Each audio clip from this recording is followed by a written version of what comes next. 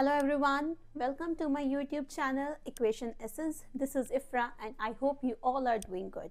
As I got many comments that please explain basic proportionality theorem, so here I am making a video of basic proportionality theorem. Yes, it is a very important theorem and you should know how it works. हम usually result को लेकर निकालते रहें वो एक अलग बात है, लेकिन हमें पता होना चाहिए कि वो आया कहाँ से. कुछ रिजल्ट्स हैं जो एकदम ही बेसिक है, जैसे बॉडमास का रूल है, वो हम लगाते रहते हैं, लेकिन जो ये थ्योरम्स होती हैं, अगर हमें इनका कंसेप्ट पता चल गया या हमें पता चल गया कि कैसे प्रूव हुआ है, तो हमें उसका क्वेश्चंस में ना इम्प्लीमेंट करना बहुत आसान हो जाता है. So let us start basic proportionality theorem, BPT और Thales theorem. So what is basic proportionality theorem? If a line is drawn parallel to one side of triangle, to intersect the other two sides are divided in same ratio. क्या है basic proportionality theorem? कि कोई भी एक triangle है और कोई भी एक साइड के ना पैरेलल एक और लाइन बनी हुई है D और E से DE, where ABC is a triangle, so they are divided in the same ratio. इसका मतलब जो ये दो का रेशियो है और ये दो का रेशियो है वो हमारा इक्वल होगा. हमें गिवन है. सबसे पहले जब भी अब ट्रायंगल्स चैप्टर क्योंकि हम स्टार्ट कर रहे हैं तो उसके कुछ रूल्स हमें पता होने चाहिए कि जब भी ट्रायंगल्स या जब भी कोई ज्योमेट्री वाला चैप्टर हम लगाते हैं तो सबसे पहले हमें गिवन लिखना ही लिखना है. उसके बाद टू प्रूव, हमें क्या प्रूव करना है. उसके बाद नेक्स्ट है construction. Construction is a very important thing. किसी भी क्वेश्चन में अगर आप कुछ कंस्ट्रक्ट कर रहे हैं जिससे आप क्वेश्चन को सॉल्व कर रहे हैं तो वो अगर नहीं लिखा हुआ होगा तो आपके मार्क वहीं पे कट हो जाएंगे, क्योंकि आप बता ही नहीं रहे एग्जामिनर को कि आपने कुछ बनाया है. Okay, so let's start. Given क्या है हमें? ABC is a triangle and DE is parallel to BC. ठीक है, ये दोनों चीज़ें हमें गिवन है. टू प्रूव हमें प्रूफ क्या करना है? AD upon DB is equals to AE upon EC.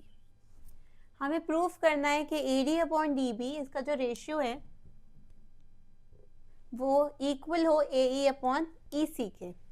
उसके बाद इसे करने के लिए हमें क्या करना पड़ेगा? हमें कंस्ट्रक्शन करना पड़ेगा.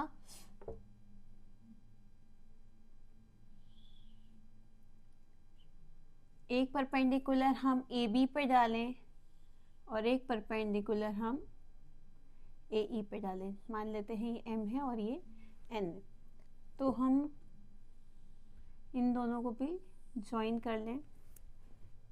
कंस्ट्रक्शन हमारा है ये हमने क्यों करा है? इससे हमारे पास दो ट्रायंगल आ जाएंगे और दो ट्रायंगल आने के बाद हम लोग इसका एरिया निकाल सकते हैं.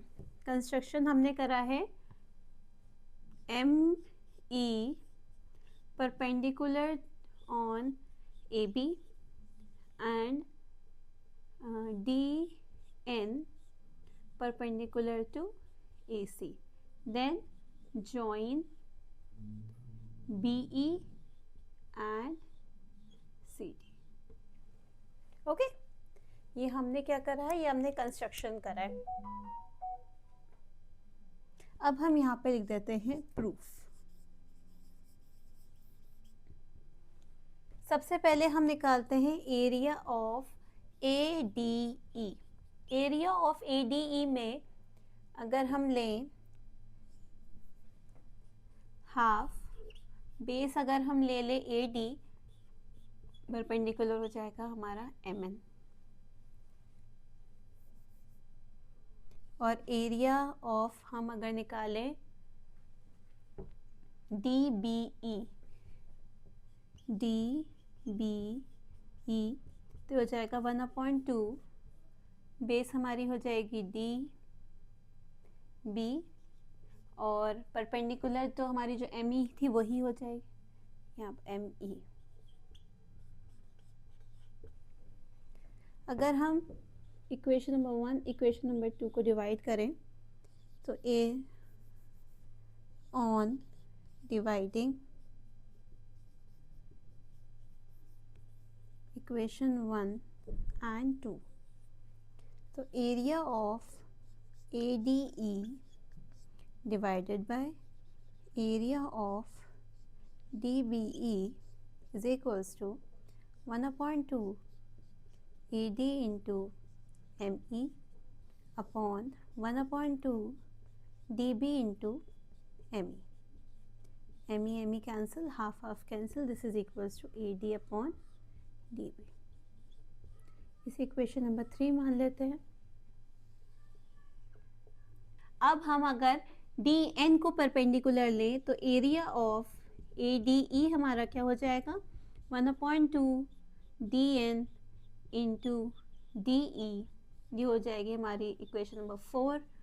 और एरिया ऑफ DEC अगर हम ले तो ये हो जाएगा 1/2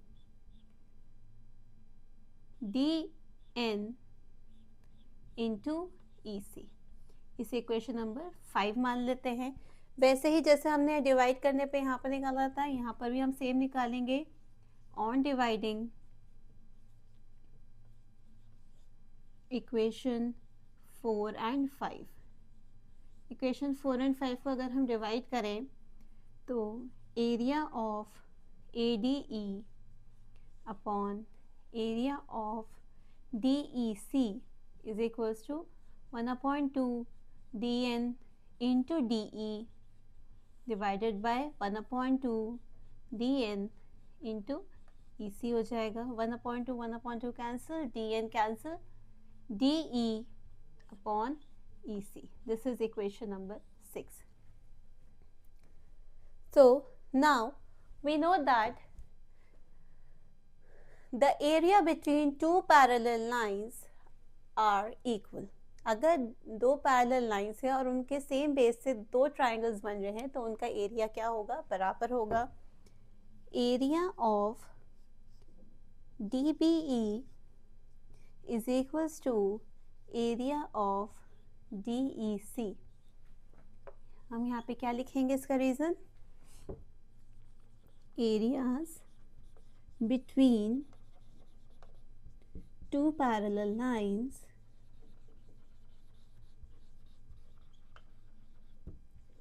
आर इक्वल। दो पैरेलल लाइंस के बीच में अगर कोई भी एरिया होगा तो वो इक्वल होगा।